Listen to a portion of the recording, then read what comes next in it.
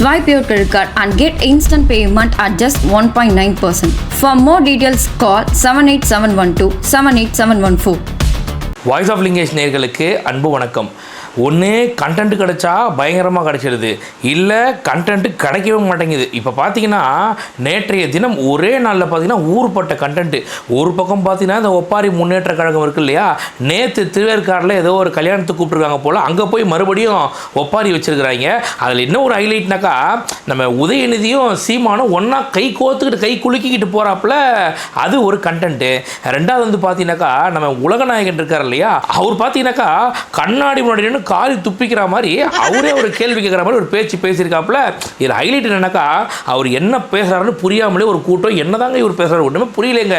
இவரோட படங்களில் தான் இவர் என்ன பண்ணுறாருன்னு புரியாது நமக்கு. ஒரு 10 வருஷம் கழிச்சு பாரு புரியுன்ற மாதிரி இவர் எப்பயோ பேசுறதும் சரி இப்போ பேசுறதும் சரி ஒன்றுமே புரிய மாட்டேதுங்க. இவர் உண்மையிலேயே ஒரு அரசியல்வாதி தானா அப்படின்ற ஒரு கேள்வி ஒட்டுமொத்த சமூக வலைதளத்தில் இப்போ எழுந்திருக்கு.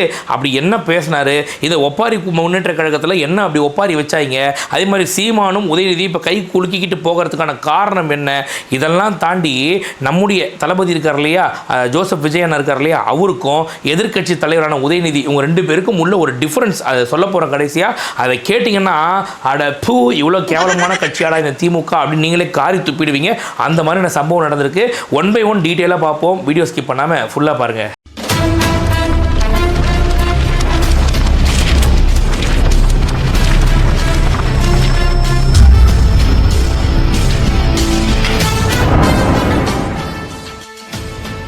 முதல் விஷயம் ஒப்பாரி முன்னேற்ற கழகம். அதாவது திமுகவை சேர்ந்த உதயநிதி அவர்கள் வந்து நேற்றைய தினம் திருவேற்காட்டில் ஒரு கல்யாணத்துக்கு கூப்பிட்டுருக்காங்க, ஒரு முஸ்லீம் கல்யாணம் போல். அங்கே போயிட்டு பார்த்தீங்கன்னாக்கா ஒன்று அச்சின்னு அழுவாத குறை, அந்த அளவுக்கு ஒரு ஒப்பாரி. எப்போவும் வழக்கமாக பேசுவாங்க இல்லையா, அதே பேச்சு தான் இங்கேயும். நம்ம எங்கே மிஸ் பண்ண தெரியுமா, எல்லா இடத்துக்கும் போனோம், எல்லா இடத்தையும் பிரச்சாரம் பண்ணோம், நம்ம சொந்த வீட்டில் ஓட்டு கேட்க மறந்துட்டோம் நம்ம அப்படின்னு சொல்லிட்டு 2 மாதம் ஆயிடுச்சுங்க. அதாவது தேர்தல் முடிஞ்சு நம்ம முதலமைச்சர் தளபதி விஜய் அவர்கள் பதவி ஏற்று 2 மாதம் ஆயிடுச்சு, இன்னும் ஒப்பாரி வச்சுட்டு இருக்காங்க. எனக்கு அங்கே தான் யோசிச்சிருச்சு, இந்த தோல்வி உங்களை இவ்வளோ பாதிச்சிருக்கா. அதாவது என்னன்னா, இவங்க என்னமோ மக்களுக்கு பாலாரும் தேனாரும் ஓட வச்ச மாதிரி இவங்க மனசுக்குள்ள நினச்சிட்டு இருக்கிறாங்க. மக்கள் ஏன் நம்மளை ஓட்டு போடாமல் போயிட்டாங்க, நம்ம ஏன் தோற்று போனோம் அப்படின்னு சொல்லிட்டு இவங்க இன்னும் யோசிக்கிறாங்க. இவங்க மக்களுக்கு பண்ண துரோகம் எதுவுமே தெரியல. தூய்மை பணியாளர்கள் போராடிட்டு இருக்கும்போது இவங்க அப்பா போய் கூலி படம் பார்த்தது, இவரோட பக்கம் கூலி படம் பார்த்தது, இதெல்லாம் மறந்துட்டாங்க போல. இவங்க எதை பற்றியும் கவலைப்படாமல் மக்களை மயிரா கூட மதிக்காமல் இருந்தது தான் மக்கள் இவங்களுக்கு ஓட்டு போடாமல் இவங்களை தோக்கடிச்சாங்க. சொந்த தொகுதியிலேயே முதலமைச்சர் வேட்பாளர் தோக்கடிச்சு வீட்டுக்கு அமிச்சாங்க. இது எல்லாத்தையும் மறந்துட்டு எப்படி தான் இப்படி பேசுறாங்கன்னு தெரியல. இவங்க ஊரெல்லாம் போய் ஓட்டு கேட்டோம், தெரு தெருவா போய் கேட்டோம். நான் மாவட்டமா போனேன், தொகுதியா போனேன், 40 நாள் போனேன். நம்ம வீட்டுக்குள்ள ஓட்டு கேட்க மறந்துட்டோம்.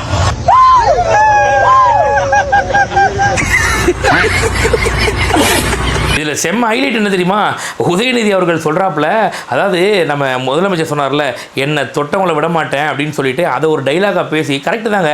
அவர் வந்து பார்த்தீங்கன்னாக்கா யாரையுமே விடுறது கிடையாது. அதிமுகவில் இருக்க எல்லாரையும் இழுத்துறாரு பார்த்துக்கோங்க. அதாவது அந்த ஊழல் ஆட்கள் யார் யாரெல்லாம் இருக்காங்களோ, யார் யார் மேலாம் ஊழல் வழக்கு இருக்கோ அவங்க எல்லாரையும் ஒவ்வொருத்தராக உள்ள இழுத்துறாங்க பாருங்க அப்படின்னு சொல்லிட்டு கிண்டல் கேலியாக சொல்கிறாப்புல. விடமாட்டேன், தொடமாட்டேன், தொட்டவனை விடமாட்டேன் அப்படின்னு சொன்னாரு. சொன்னதை செஞ்சுட்டு இருக்கிறாரு.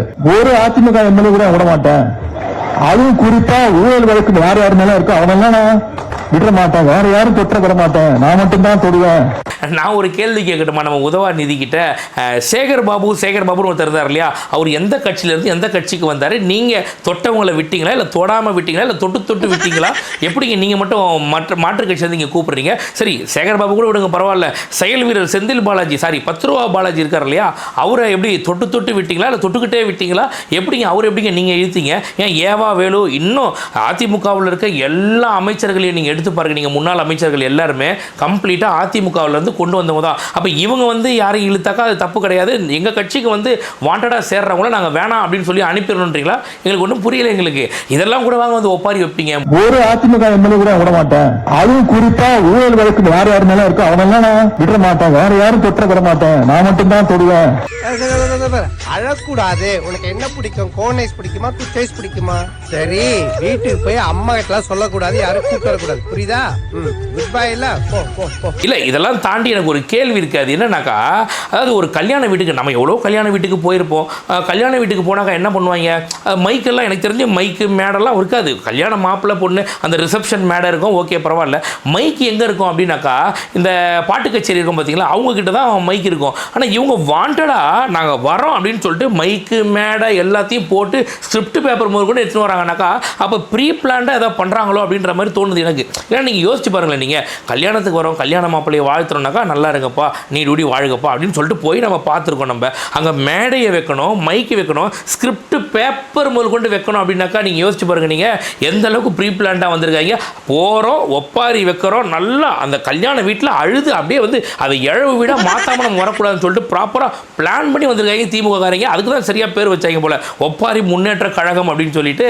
நடக்கிற லட்சணத்தை பார்த்தா நாமெல்லாம் ஒன்றும் செய்ய தேவையே இல்லை. மக்களே தினமும் நிச்சயம் ஒரு நாள் விரைவில் கவுத்து விட்டுருவாங்க. நம்ம தேர்தலில் தோத்துட்டோம்னு சொல்றோமே, ஞாபகம் வச்சுக்கோங்க, தேர்தலில் நாம எதிரி யாருன்னு தெரியாம போயிட்டோம். இப்ப தெரிஞ்சிருச்சு.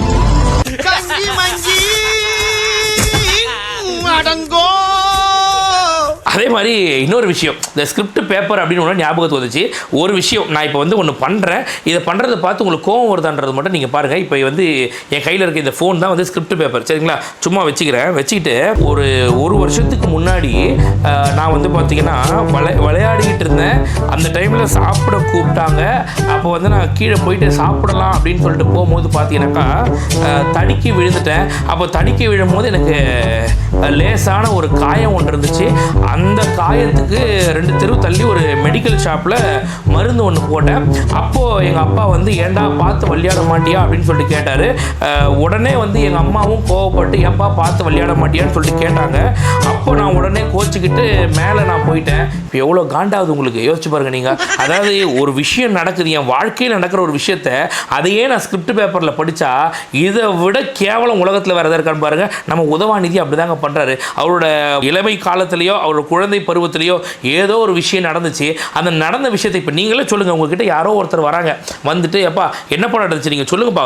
10 வயசில் நீ என்னப்பா பண்ணிட்டு இருந்தேன்? 10 வயசில் என்ன பண்ணிட்டு இருந்தேன்? ஒன்று பல்லாங்குழி விளையாண்டுருப்பேன், இல்லைனாக்கா வந்து இந்த டயர் ஓட்டி விளையாடிட்டு இருந்திருப்பேன். இந்த மாதிரி எதாவது தாங்க பண்ணியிருப்பேன். அதில் ஏதாவது ஒரு சுவாரஸ்யமான சம்பவம் சொன்னாக்கா ஸ்கூலுக்கு போகும்போது நாங்கள் கட்டடிச்சோம் அப்படி நீங்கள் சொல்கிறது இயல்பாக இருக்கும். ஆனால் அது எல்லாத்தையும் ஸ்கிரிப்ட் பேப்பரை பார்த்து நான் வந்து டயர் ஓட்டும் போது அந்த டயரில் 2 ஓட்டை இருந்திருக்கு. அந்த 2 ஓட்டையே வந்து அடைக்கிறதுக்காக நான் கடைக்கு போய் அப்பா கிட்ட காசு கேட்கும் போது கோபம் வருதா வரலையா உங்களுக்கு? காண்டாவதா இல்லையா உங்களுக்கு? இதைத்தாங்க பண்ணிட்டு இருக்காரு. ஸ்கிரிப்ட் எழுதி அதை வாசிக்காதவங்க இப்ப எங்கேயுமே இல்லைங்கிற அளவுக்கு ஸ்கிரிப்ட் ரொம்ப பிரபலமா இருக்கு. ஆனாலும் ஊரை பத்தியெல்லாம் குறை சொல்ற உதயநிதி அவர்கள் மலரும் நினைவுகளை மேடையில பகிரும் போது நான் எங்க ஓடுனேன், எங்க விளையாண்ட, எந்த தாத்தா வீட்டுக்கு போனேன்னு சொல்றதுக்கு கூட அவர் ஸ்கிரிப்ட பார்த்துதான் வாசிச்சிருக்கிறாரு. நீங்க எல்லாம் குறை சொல்றதுக்கு தகுதியா சாருன்னு பல பேர் இப்ப விமர்சனம் பண்ணிருக்காங்க. பழைய நினைவுகள்லாம் என்னுடைய ஞாபகத்துக்கு வந்தது. நான் குழந்தையா இருக்கும்போது கோபாலபுரத்துல கலைஞர் வீட்டுல இருந்ததை விட நம்முடைய அத்தான் தாத்தா வீட்டுல இருந்ததுதான் அதிகம். இன்னும் சொல்ல போனா நம்முடைய அத்தான் தாத்தா அவர்கள், கண்ணன் மாமா, வள்ளியத்தை அவர்கள் தான் என்னையும் என்னுடைய சகோதரிகள் அவங்க தூக்கி வளர்த்தது. கலைஞர் குடும்பத்தில் என்னுடைய வயசை ஒருத்தருக்கவங்க எல்லாம் தூக்கி வளர்த்தது அவங்க தான். சரி, இப்போ நம்ம அடுத்த சம்பவத்துக்கு வருவோம். அது என்ன சம்பவம் அப்படின்னாக்கா, சீமானும் உதயநிதியும் கை கோர்த்து ஒரே மேடையில், அதாவது நம்ம சீமானை பற்றியெல்லாம் சொல்லணும் அப்படின்னாக்கா உண்மையிலே நான் சொல்கிறதுக்கு ஒன்றும் இல்லை. அவர் என்ன பண்ணாலும் அப்படியே தம்பிகளை திரும்பி பார்க்குறோம். வடிவேலு அந்த ஒரு எப்படி சொல்கிறது, துணி சலவிக்கு போடுற காமெடி ஒன்று வரும், அதில் மூட்டையை தூக்கி வச்சு இப்படி திரும்பி பார்ப்பாப்புல ஒரு குடிகாரம் பேசும்போது. உண்மையிலேயே அந்த மாதிரி தான் சீமான் பண்ணுற ஒரு செயலுக்கும் அப்படியே அந்த தம்பிகளை திரும்பி பார்க்குறோம். நம்ம டேய் பாடுறா, உங்கள் தமிழ் தேசிய மானம் காற்றுல பறக்குது பாடுறா அப்படிங்கிற மாதிரி.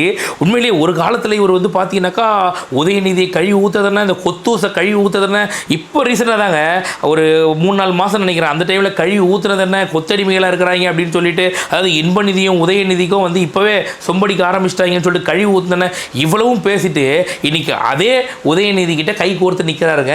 மதிப்புக்குரிய என்னுடைய அன்பு தம்பி எதிர்கட்சி தலைவர் உதயநிதி அவர்கள்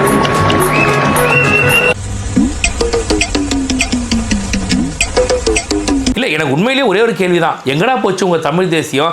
திராவிடம் வேற தமிழ் தேசியம் வேற, ரெண்டும் எப்போ ரெண்டு கண்ணாக இருக்க முடியும் அப்படின்னு சொல்லிட்டு பேசினவர் இன்னைக்கு போயிட்டு கேவலம் அம்பாசமுத்திரத்தில் ஒரு சீட்டு கொடுக்குறேன் அப்படின்னு சொல்லிட்டாங்க. சீட்டு கொடுக்கல, பொது வேட்பாளராக நீ நின்று, நான் நிற்க வைக்க மாட்டேன், அதிமுக நிற்க வைக்க மாட்டாங்க, எங்கள் எல்லார் சார்பாகவும் நீ நின்று எங்கள் ஓட்டெல்லாம் உங்களுக்கு விழுந்துடும் அப்படின்னு சொல்லிட்டு பொது வேட்பாளராக நிற்க வைக்கிறாங்கன்னு சொல்லிட்டு உதயநிதியை விடுங்க பரவாயில்ல, அவங்களுக்கு வேற போக்கு இடம் கிடையாது, ஒட்டுமொத்த கூட்டணியும் அவங்கள விட்டு காரி துப்பிட்டு போயிடுச்சு. இப்போ யாரா கிடைப்பான்னு காத்துக்கிட்டு இருக்கிறாங்க, கூப்பிடுறாங்க.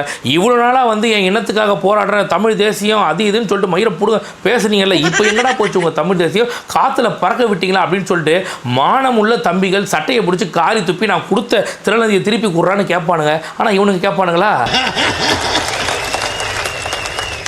வாய்ப்பில்லை ராஜா, இல்லை, எல்லாமே பார்த்தீங்கன்னா திடீர்னு நடக்குது. திடீர்னு பார்த்தீங்கன்னாக்கா ஒரு பென்ஸு கார் வாங்குறாப்புல, திடீர்னு பார்த்தீங்கன்னாக்கா ஸ்டாலினோட கைக்குலுக்கி பேசுகிறாப்புல, உடனே பார்த்தீங்கன்னா அம்மா சமுத்திரத்தில் வந்து பொது வேட்பாளராக சீமானை நிற்க வைக்கிறதா சொல்கிறாங்க. அதுக்கப்புறம் பார்த்தீங்கன்னாக்கா உதயநிதியோட கை கோர்த்துட்டு போகிறாப்புல. எப்பட்றா உங்களுக்குள்ளே மட்டும் எப்பட்றா சிங்க்கு? இதுக்கு நடுவில் யார் நம்ம அனிதா ராதாகிருஷ்ணன் இருக்கார் இல்லையா, அவர் பார்த்தீங்கன்னா தாய்மாமன் சீர் செய்கிறாப்புல. ஒன்றுமே புரியல என்ன நடக்குதுன்னா. அரசியல்னாலே வேற லெவல். நீங்கள் தளபதி சொன்னார்ல, 100க்கு 100 உண்மைங்க. அப்படியே அதாவது ஒருத்தரை எதுக்கணும் அப்படின்றதுக்காக இதுக்கு முன்னாடி என்ன பண்ணாங்கன்னாக்கா, இந்த கூட்டணி கட்சிகள் எல்லாம் சேர்ந்து இப்போ எங்களோட கூட்டணியில் இருக்க எல்லாருமே வந்து பார்த்தீங்கன்னா ஒரு கட்டத்தில் திமுகவோட சேர்ந்து எங்களை எதிர்த்தார்கள். அதெல்லாம் நமக்கு தெரியும். அது அரசியல் அப்போ பண்ணாங்க, ஓகே இவங்களோட இருக்குன்றதால. இன்னைக்கு இப்படி வந்துட்டாங்க எல்லாரும் அப்படின்றதால மிச்சம் மீதி இருக்க ஆட்கள்லாம் சேர்ந்து நாமெல்லாம் ஒன்று பண்ணுவோம் அப்படின்னு சொல்லிட்டு இப்போ பண்ணுறதெல்லாம் பார்க்கும்போது உண்மையிலேயே சொல்கிறேன், இப்போ ஒரு அரசியலை பார்க்கக்கூடிய ஒரு இளைஞன் காரி தூணு துப்பான். டேய் 75 வருஷமாக எங்கள் அப்பாவை என் தாத்தாவையும் எப்படா ஏமாத்திருந்தீங்க நீங்கள் அப்படின்னு சொல்லிட்டு அவனுக்குலாம் கொலவெறி வரும். பார்த்துக்கோங்க. இந்த சமயத்தில் உங்கள் அம்மா சமுதிரத்தில் கொண்டு போய் ஒருத்தரை நிற்க வச்சாங்கன்னா ஜெயிச்சிருவீங்களா? நீங்கள் நினச்சிட்டு இருக்காங்க திமுக ஓட்டு அதிமுக ஓட்டு ஒட்டுமொத்த ஓட்டும் அப்படியே சீமானுக்கு விழுந்துடும் சொல்லிட்டு டெபாசிட் கூட வாங்க மாட்டாரா? சீமான உர்றா பரவாயில்ல, டெபாசிட் வாங்குறதெல்லாம். ஸ்டாலின் ஏதோ ஒரு இடைத்தேர்தலில் ஏதோ ஒரு தொகுதியில் நிற்கிட்டோம், அவர் ஜெயிக்கிறான்னு முதல்ல பாருங்க. நீங்கள் மண்ணை கவ போறீங்க, மக்களுக்கு அந்த அளவுக்கு கொலை துரோகம் பண்ணியிருக்கீங்க. நீங்களா உங்களால் மறப்பாங்க? நான் கேட்குறேன். எங்கள் முதலமைச்சர் வந்த உடனே தூய்மை பணியாளர்கள் போராட்டத்துக்கு ஒரு முற்றுப்புள்ளி வச்சாரு, பரந்தூர் விமான நிலைய போராட்டத்துக்கு ஒரு முற்றுப்புள்ளி வச்சாரு. இன்னும் மக்களுக்கு என்னென்ன செய்யணுமோ சொல்லாததையும் தாண்டி செஞ்சுட்டு இருக்காப்புல. இதெல்லாம் அவர் வந்து முன்னாடியே உங்ககிட்ட எவ்வளோ ரெக்வஸ்ட் பண்ணார், இதை பண்ணுங்கன்னு. ஆனால் நீங்கள் கேட்டிங்களா? ஒரு அதிகாரம் கைக்கு வந்தால் தான் இதெல்லாம் நடக்கும்னு இருந்துச்சு. அந்த அதிகாரத்துக்கு வந்த உடனே இன்றைக்கி மக்களுக்கு எல்லாமே செய்கிறாரு. இதுக்கு முன்னாடி ஆட்சி அதிகாரத்தில் பங்கு கொடுங்கன்னு கேட்கும்போது யாருக்கும் கொடுக்காம நீங்கள் மட்டுமே ஆண்டிங்க. ஆனால் இன்றைக்கி நாங்கள் ஆட்சி அதிகாரத்தில் பங்கு கொடுத்த உடனே அண்ணன் வன்னியரசு அவர்கள் வந்து 50 வருஷமாக பேருந்தே போகாத ஒரு மலை கிராமத்துக்கு கூட இன்றைக்கி பேருந்து போகுது அப்படின்னாக்கா இது எல்லாமே எங்களோட சாதனைகள் தான். அப்படி இருக்கும்போது மக்கள் எங்களை விரும்புவாங்க. கண்டிப்பாக நாங்கள் சொல்கிறதா மக்கள் கேட்பாங்க. இப்போ போய் ஸ்டாலினை நிற்க வைங்க பார்ப்போம். நான் சேலஞ்ச் பண்ணுறேன். ஸ்டாலினை கொண்டு போய் இடைத்தேர்தலில் ஏதோ ஒரு தொகுதியில் நிற்க வைங்க பார்ப்போம். மண்ணை கவ்விடுவார். இது வரைக்கும் பார்க்காத அளவுக்கு ஸ்டாலின் அவ்வளோ ஒரு கேவலமான ஒரு தோல்வியை சந்திப்பார். இதை எழுதி வச்சுக்க நடக்குதா இல்லையான்ட்டு. நம்ம கொத்தடிமையில உருவாக்கியிருக்காங்கன்னு இப்பதான் தெரியுது இந்த 6 மாசமா. எனக்கு ஒரு ஆசை எங்க ஐயா, எங்க சின்ன ஜமீன், எங்க ஐயா சின்னவர் வந்துட்டாங்க. அவங்கள முதலமைச்சரா நாங்க பார்க்க போறோம். ஆண்டவனுக்கு நல்ல ஆயில கொடுக்கணும். பெரியார் ஏன் செத்தாரு சீக்கிரமாங்கிறது நமக்கு தெரியுது. அண்ணாதுரை ஏன் செத்தாருன்னு தெரியுது. ஆனால் நல்ல ஆயில கொடுக்கணும். இப்ப அடுத்து நம்ம உலக நாயகன் இருக்கார் இல்லையா, உண்மையிலேயே அவர்லாம் கட்சி ஆரம்பிச்சு அந்த கட்சி இருக்கா இல்லையா ஒண்ணுமே புரியல. இதுல வேற பாத்தீங்கன்னாக்கா ஊருக்கு உபதேசம் பண்ணிட்டுங்கிறாப்புல. ஒரு கட்சி ஆரம்பிச்சா 70 வருஷம் இருக்கணும், நான்லாம் 100 வருஷம் இருக்க போறேன், அடுத்து 200 வருஷத்துக்கு பிளான் பண்ண போறேன்னு என்னமோ பேசினுக்கிறாருங்க அவரு. ஒரு கட்சி ஆரம்பிக்கும் போது மினிமம் ஒரு 70 வருஷமாவது இருக்கிற மாதிரி யோசிக்கணும். நான் 100 வருஷமா யோசிச்சிருக்கேன். அதை 200 வருஷமாக்க வேண்டியது உங்க பொறுப்பு.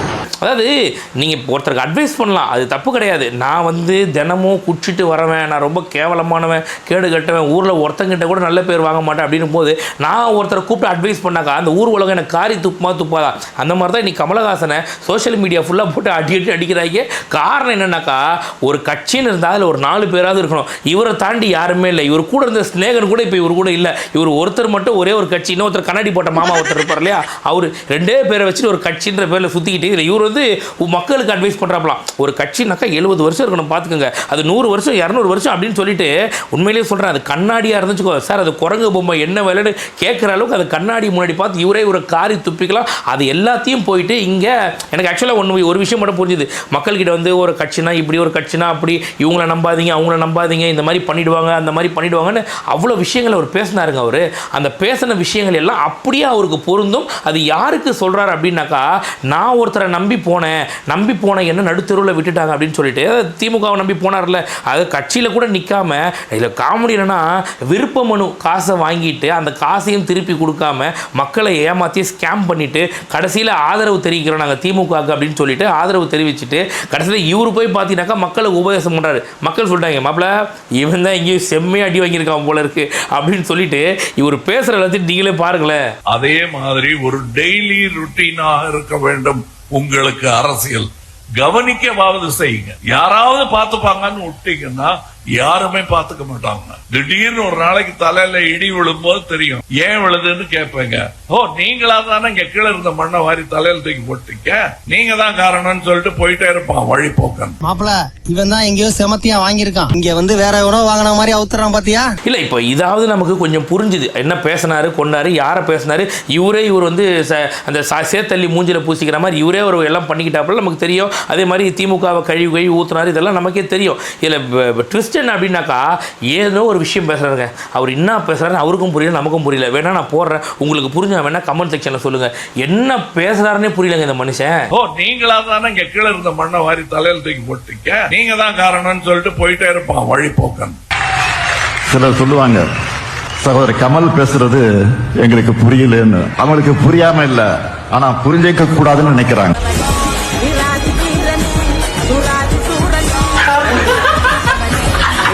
இதுக்கு மேலே வந்து நம்ம கமலஹாசனை பற்றி நிறைய நம்ம பேசணும் அப்படின்னு வச்சுக்கோங்களேன். கமலஹாசனே அவர் கட்சியை பற்றி அவரை பற்றி இவ்வளோ நேரம் பேசியிருக்க மாட்டார். ஆனால் நாம் பார்த்தா இவ்வளோ நேரம் கமலஹாசனை பற்றி பேசுகிறோம். அந்த அளவுக்குலாம் ஒர்த்தே கிடையாது, தூக்கி ஒரு ஓரம் வைங்க. இப்போ அடுத்து லாஸ்ட்டான ஒரு விஷயம் சொன்னேன் இல்லையா, அதாவது என்னென்னா டிவிக்கு எங்களுடைய தலைவருக்கும் உதயநிதி அவருக்கும் என்ன டிஃப்ரென்ஸ் அப்படின்னு சொல்லிட்டு சொன்னேன் இல்லையா. ஒரே ஒரு சின்ன ஒப்பீடு. அதாவது நாங்கள் வந்து கட்சிக்காக ஒரு 3 வருஷமாக குரல் கொடுத்துட்ருக்கோம், கட்சிக்காக பேசிகிட்டு இருக்கோம், கட்சிக்காக உண்மையாக உழைச்சிட்டு இருக்கோம். நேற்று கூட பார்த்தீங்கன்னாக்கா நான் ஒரு மேடையில் பேசிட்டு வரேன் மதுரவாயில் சைடில்.